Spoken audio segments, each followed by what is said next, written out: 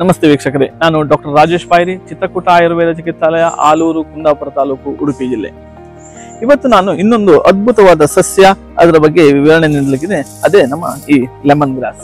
ಸಾಮಾನ್ಯವಾಗಿ ಇದನ್ನ ಮಜ್ಜಿಗೆ ಹುಲ್ಲು ಅಂತ ಹೇಳಿ ನಮ್ಮ ಕನ್ನಡದಲ್ಲಿ ಆ ಭಾಷೆಯಲ್ಲಿ ನಾವು ಇದು ಅತ್ಯಂತ ಉತ್ತಮವಾದಂತಹ ಪೊಟೆಂಟ್ ಆಗಿರುವಂತಹ ಪಿತ್ತ ಶಾಮಕ ದ್ರವ್ಯ, ಹಾಗೆ ಒಂದು ಉತ್ತಮವಾದ ಸೆಡಿಟಿವ್ ಸಹ ಆಗಿರ್ತದೆ.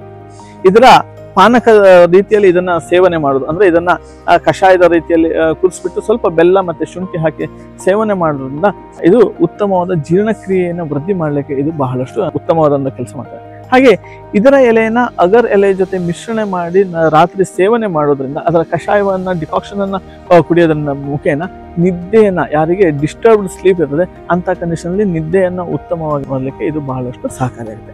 ಹಾಗೆ ಯಾರಿಗೆ ದೇಹದಲ್ಲಿ ಪದೇ ಪದೇ ಉರಿ ರೀತಿಯಲ್ಲಿ ಆಗುವುದು, ಕಾಲು ಉರಿ ಆಗುತ್ತದೆ, ಬರ್ನಿಂಗ್ ಸೆನ್ಸೇಷನ್ ಆಗ್ತದೆ, ಅಂಥವರು ಸಹ ಇದರ ಕಷಾಯವನ್ನ ಬೆಲ್ಲದೊಂದಿಗೆ ಸೇವನೆ ಮಾಡೋದ್ರ ಮುಖೇನ ರೆಗ್ಯುಲರ್ ಆಗಿ ಯೂಸ್ ಮಾಡ್ತಾ ಹೋದ್ರೆ ಶಾಶ್ವತವಾಗಿ ಅದರ ಒಂದು ದೇಹದಲ್ಲಿ ಬರುವಂತಹ ಉರಿಯನ್ನು ಕಡಿಮೆ ಮಾಡಲಿಕ್ಕೆ ಇದು ಬಹಳಷ್ಟು ಸಹಕಾರಿಯಾಗುತ್ತದೆ.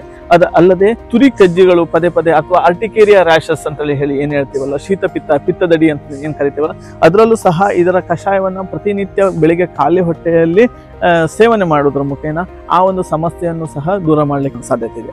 ಅದಲ್ಲದೆ ತಲೆನೋವು, ಈ ಪಿತ್ತದಿಂದ ಬರುವಂತಹ ತಲೆನೋವುಗಳು ಏನಿರ್ಬೋದು ಅಂತಹ ತಲೆನೋವು ಸಹ ಇದರ ಕಷಾಯವನ್ನ ರೆಗ್ಯುಲರ್ ಆಗಿ ಯೂಸ್ ಮಾಡೋದ್ರ ಮುಖೇನ ಆ ಒಂದು ತಲೆನೋವಿಂದನೂ ಸಹ ಮುಕ್ತಿ ಪಡಲಿಕ್ಕೆ ಸಾಧ್ಯ ಇದೆ. ಧನ್ಯವಾದಗಳು.